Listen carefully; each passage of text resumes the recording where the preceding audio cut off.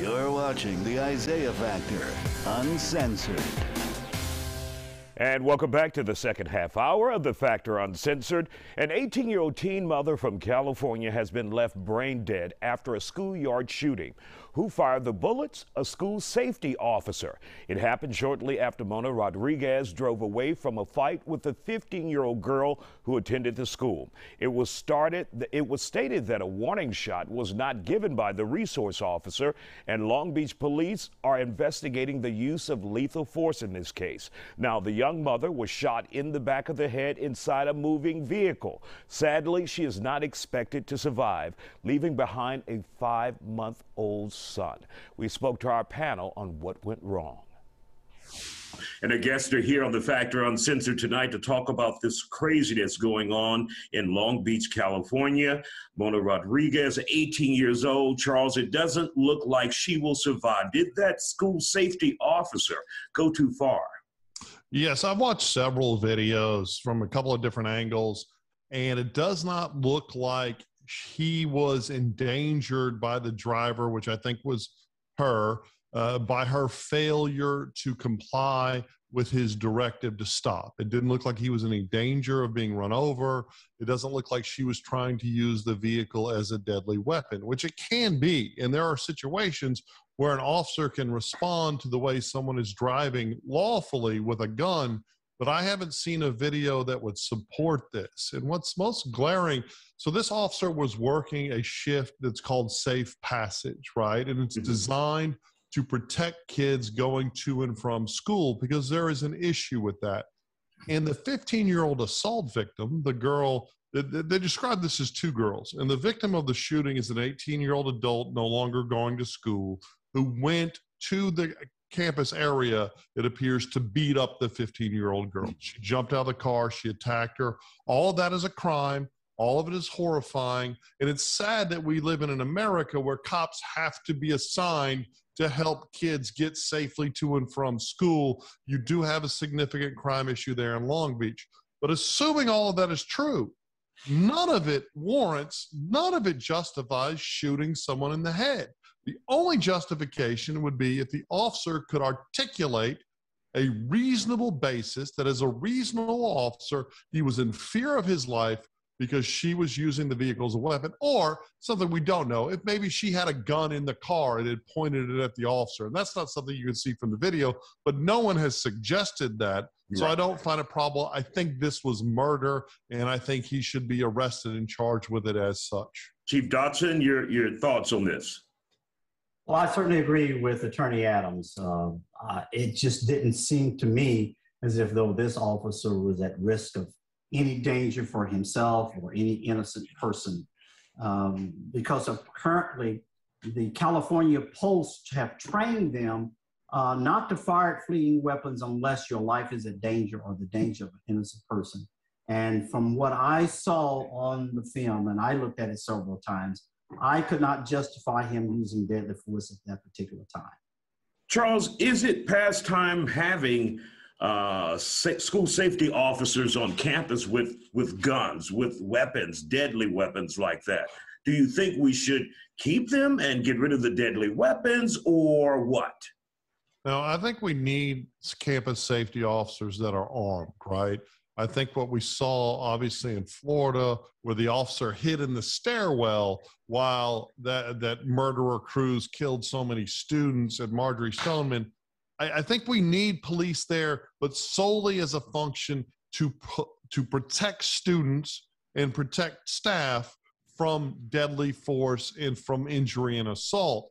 The problem that we have is that most school-based law enforcement are just engaged in arresting people for narcotics, arresting people for other things. When I was a presiding judge, I used to get citations for disruption of class and disruption of the bus, and I would just dismiss all those.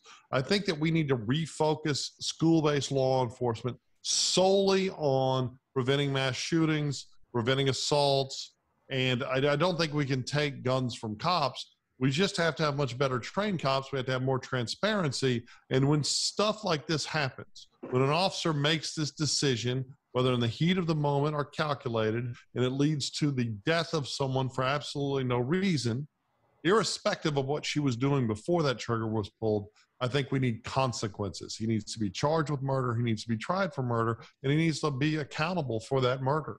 Chief Dodson, your thoughts on safety officers on campuses around this country? Well, I can only speak for the state of Texas, and that's where I have my experiences when I was police chief for the Houston Independent School District.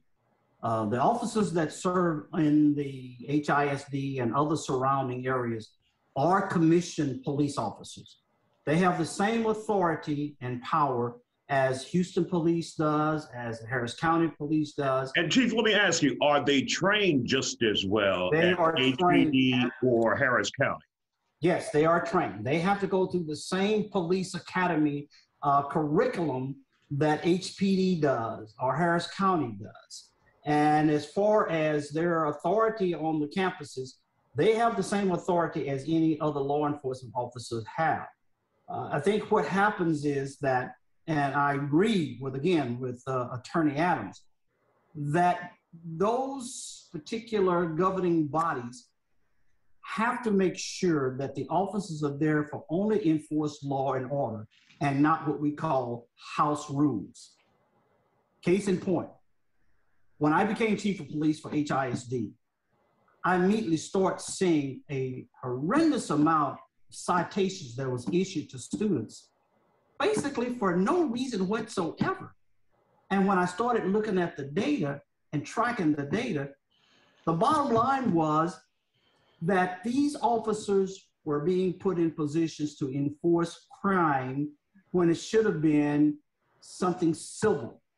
In other words, the teachers were not utilizing their powers to have classroom management. They were forcing officers to come and discipline the students.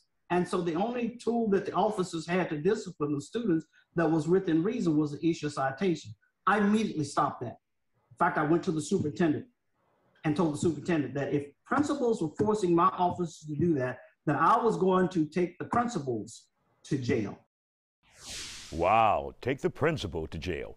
Coming up, when it comes to this dying teen mother, what consequences, if any, will the school district have to face?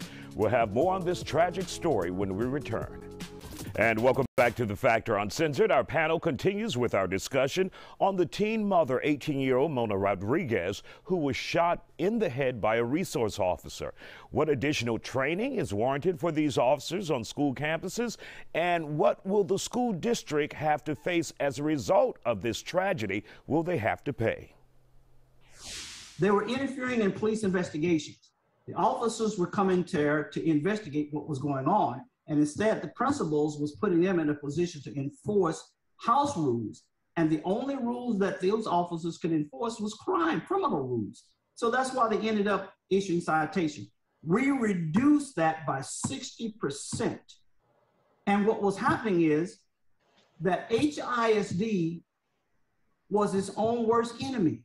And when we discovered how that happened was that when these students graduated from high school and tried to go into the military or get a job and they did criminal history checks, these young people had outstanding warrants against them. Wow, wow.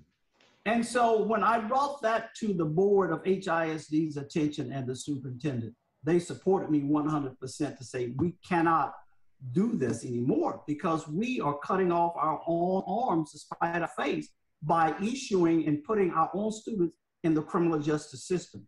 That strictly was the pipeline to prison because it was leading to greater things that these students didn't realize they were getting involved in.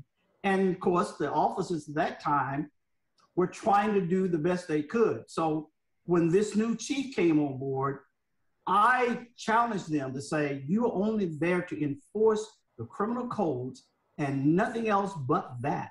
Anything else, it falls within the school education code. And finally, Charles, let me ask you about a potential or possible civil case here. Does the Rodriguez family have a good case for a civil case against the school district and this safety officer? So I think they've already retained counsel, and most certainly this will be a multi-million-dollar settlement with the school district. I believe he was the officer was a school district employee. I'm not very sure if he worked for another agency, was assigned to that district. That entity, whether it be the county or the city, also has a significant exposure I think that somebody, you know, I mean, money is the only way that you can make someone or compensate one. It most certainly won't make them whole. She was a young mother, and it's just a horrible tragedy. And I think we all wish that she didn't go to assault that 15-year-old that day. We all wish the officer had better training and had engaged in better decision-making. And we just hope for some justice for the family. All right, gentlemen, thank you for joining us here on The Factor.